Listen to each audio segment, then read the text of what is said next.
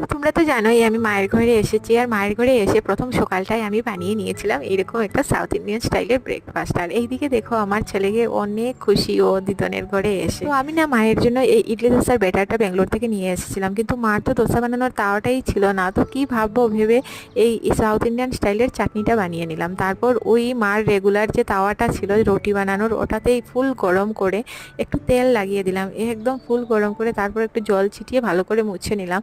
তারপর ঠাকুরের নাম নাম করে একটু দিয়ে দিলাম বেটারটা, ভাবলাম যদি একটু হয়ে যায়। আর কিন্তু মেইন ছিল দোসাটাকে উঠানো, মতলব দোসা আগে উঠে যায় তাহলে তো অনেকই ভালো ছিল। তো ঠাকুরের নাম নাম করে একটু উপরে তেল ছিটিয়ে দিলাম, আর যখন লাল লাল হয়ে গেল ট্রাই করলাম একটু উঠানোর। আর কি বলবো, সত্যি দোসাটা এত সুন্দর হয়ে গেছিল না, আমি বিলিভ করতে পারিনি যে এত সুন্দর দোসাটা হয়ে যাবে। তো মায়ের ঘরের প্রথম সকালে মাকে এই দোসাটা বানিয়ে খাওয়ালাম। তোমাদের যদি ভালো লেগে থাকে please subscribe, like and share.